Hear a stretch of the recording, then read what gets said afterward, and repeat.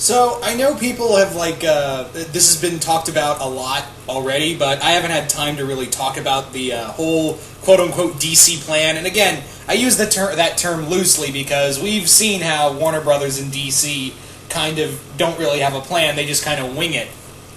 So, I guess really it all depends on Batman v Superman, but they've really announced their movies, what they're doing from 2016 to 2020. So, in 4 years' time, we've got 10 films.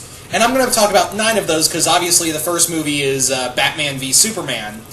But also in that year, we're going to get the Suicide Squad. Now, that is a weird-ass choice. Suicide Squad right out the gate, right after Batman v Superman, the two most iconic characters in DC Comics, and in comics general. You're going to follow up with that, and you could argue, oh, well, Guardians of the Galaxy had a bunch of hardly known characters, and yet it became one of the most it's one of those highest-grossing films of the summer. And fair argument. But here's the thing. Marvel didn't start right out the fucking gate with Guardians of the Galaxy. They didn't start out with that. They waited for Phase 2 to do that, and yeah, they gave it a little time. They gave it some time to, before, running that out. And in that regard, you can't, yeah. in that regard, it was, even then it was a ballsy move for Marvel, and yet that move paid off.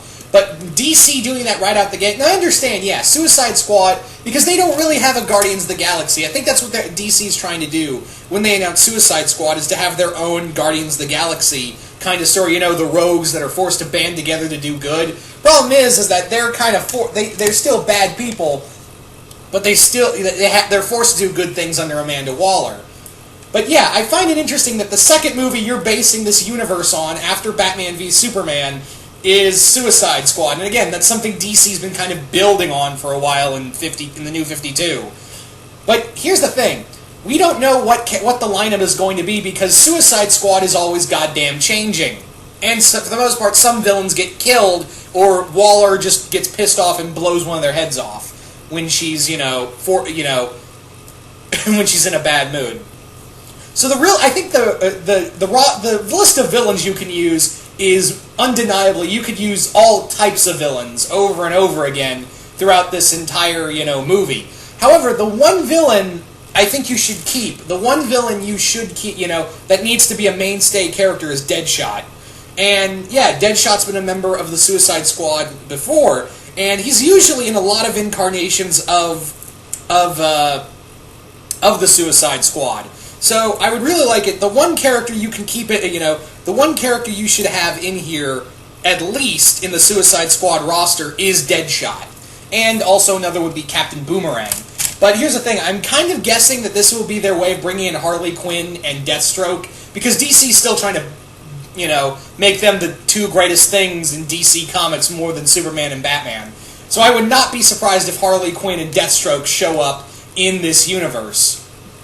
Also, another thing is that it has been confirmed that we are getting a Superman and Batman, a solo Superman movie and a solo Batman film somewhere in this timeline. We don't know when exactly, but yeah, more solo Batfleck. I'm kind of hoping this isn't more of this probably won't be an origin story for Batman, so maybe they'll already have an established Batman universe. That's what I'm kind of hoping with a lot of these DC movies, that they're not so much origins as they are, adventures. Right out the gate, we get a brief mention of their origins, but yeah, this is the main action story. And that's what I'm kind of thinking they might be, because Snyder just said, hey, look, these heroes have been around for a while. In an interview, he was like, look, this is a DC universe that just showed Superman, but yeah, these other heroes have just kind of shown up, and they've been kind of doing their own thing for a while. But getting back to Suicide Squad, I think, yeah, one, maybe two characters you really should have on there is Deadshot and Captain Boomerang. Those are the only two, mainstay characters you need to keep on there. The rest can be interchangeable, from King Shark to Killer Frost to Firefly. The list is endless. You could honestly have anyone on there. And it all depends on, who's going to play Amanda Waller as well. She's kind of also, yeah, Waller is pretty important as well.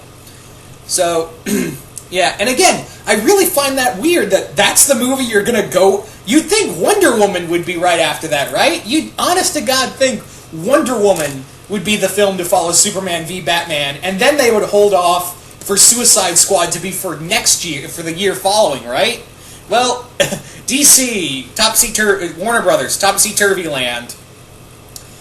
But yeah, in 2017, we will have the Wonder Woman solo film, and Gal Gadot, that's apparently how you say her last name, is Gal Gadot.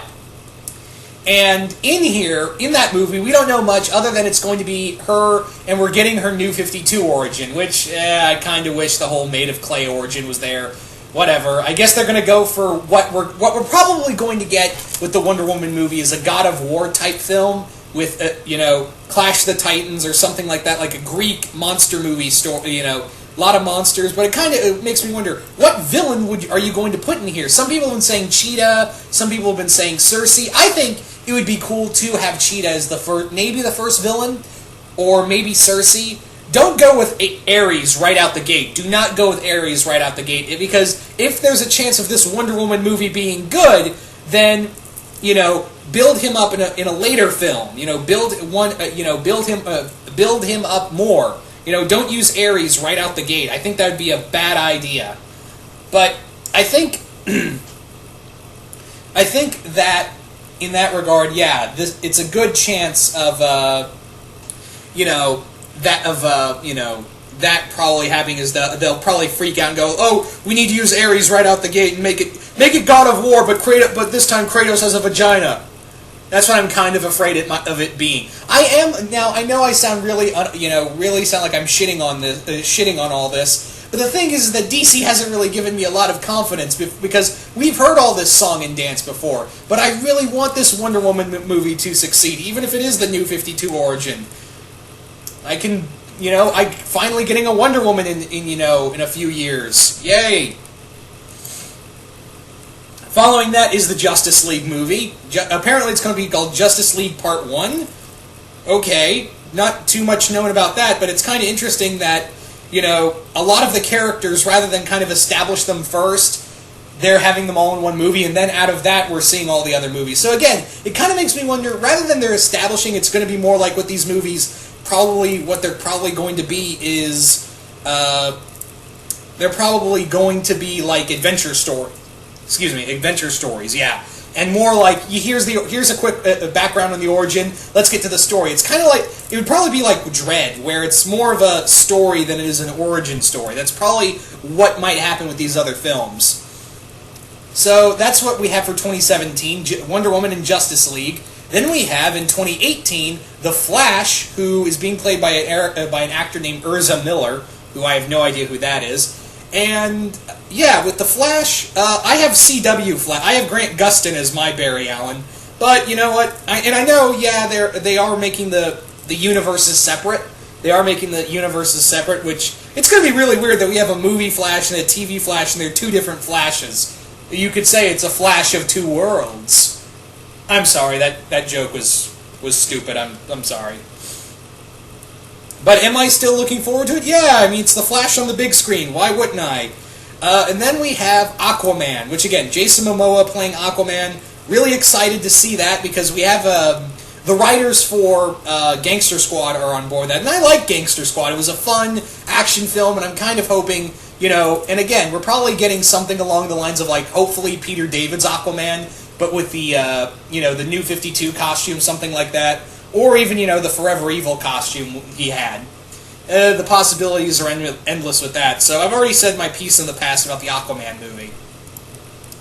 Then, in 2019, we have Shazam. Well, excuse me, Captain Marvel. I'm not calling it Shazam.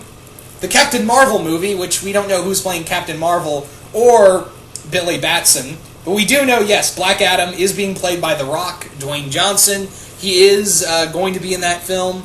Really, that's the one I'm really excited for, because that one said, hey, like, the director for that film came out and said, hey, look, this film is going to be a lot of fun. It's not going to be dark and brooding. We know about Captain Marvel. His best friend's a talking tiger. We know what we're doing. Don't worry. So, that one said, like, I'm a little more optimistic about the Captain Marvel movie than any other, so I'm really excited to see that. Then we have Justice League Part 2. Yeah, the second Justice League movie. Okay. Really curious to see what you do with that. And then in 2020, we get a Cyborg movie. Yeah, a Cyborg movie. Okay. I would care more if he was with the Teen Titans. I would care more. Yeah, because here's the thing. I know Cyborg gets shit on recently because, DC for some reason wants to make him the new Golden Boy of the Justice League, and I get that. Marketing and all that shit. But here's the thing.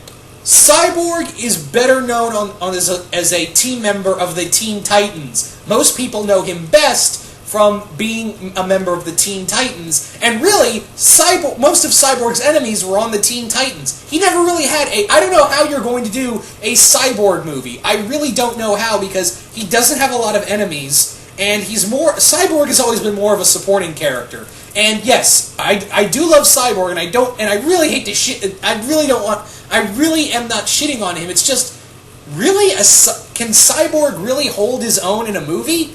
I mean, I've been proven wrong about superhero movies before, but yeah, Cyborg's never really had a rogue. What are you going to do? Is it going to be like his origin story? Because that would probably, out of all of them, probably be the one for the best. Because you could say that, you could probably have him as Victor Stone, and that's probably what he's going to be in Batman v Superman. Throughout all the movies, you're going to see him go on this journey of wanting to be a hero. Then, accident happens in maybe Justice League, and his father makes him into Cyborg. So out of all of them, that's probably the one where you're probably going to get an origin for, Cyborg. But again, it's kind of like, well, he doesn't really have a lot of... He's more of a supporting character. And I've always been an advocate, because in the pre-52, Cyborg was getting on in years. He was kind of drifting away from the Titans and, headed towards the Justice League. But making him right out the gate a member of the Justice League and forgetting all that great continuity with the Teen Titans and all those connections he had really just bugged me. That was the biggest thing, of just making him a member of the Justice League right out the gate and completely giving a middle finger to, anything he had to do with Teen Titans. That's what really bugs me about the whole thing. But with Cyborg, am I intrigued of what you could do with that?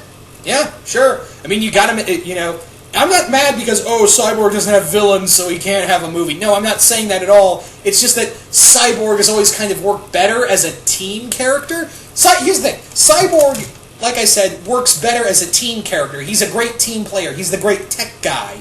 He's always great for having a lot of backup in his story. He's always the backup character. And he's always been, like, whenever you see Cyborg, he's usually, more than often, on a team and giving support.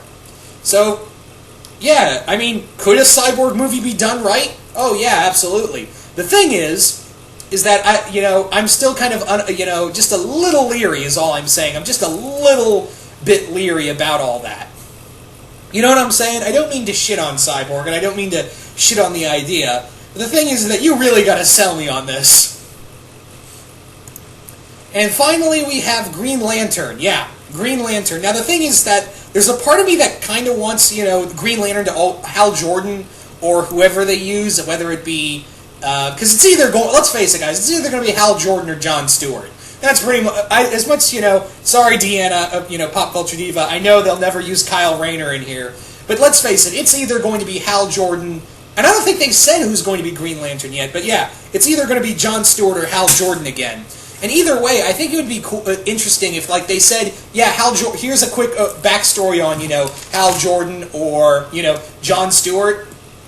Because if it's Hal Jordan, yeah, you can just say in the beginning credits, yeah, of Hal telling the story of how he became a Green Lantern, and then say, yeah, I used to fight this guy, my best friend Sinestro turned on the Green Lanterns and I had to fight him. Then have Sinestro come in, or some other villain, whether it be, what's his name? I'm forgetting his name. He was a big part of using the stealing the entities in Jeff Johns' run.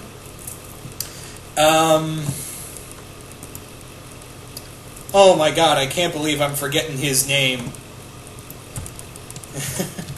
But yeah, I think you should do more cosmic stuff than Earth stuff, and have rather than have a or like again, I think Green Lantern you can do a just straight out the gate action story and just an adventure rather than do a whole origin story over again. I think that would probably be for the best. I think that would probably be for the best. And in there, you can have like Hal trying to stop Kanjar Ro as like the beginning villain, and then you can move on to a few other villains throughout the story, and even have Sinestro. Yeah, you can finally have you can have that. Yeah, like I said earlier, Hal tells a story of he was trained by Sinestro, and then Sinestro turned against the Corps. He defeated him. Sinestro comes back, and Hal has to once again fight him another time. So that's pretty much what I think. But again, I'm really kind of like, am I excited for these movies? Oh yeah, there's a part of me that's like kind of nervous about it, but at the same time, I want to see these movies succeed. I want to see a DC cinematic universe. I'm kind of like, oh yay, even if it is mostly New 52 inspired. But yeah, but there's again that part of me that goes, what if it sucks? There's always that fear. Anyway, guys, what do you guys think of all this news? And what movie out of all these films are you most excited for? And what do you think what it'll be like with all these films for the next 4 years?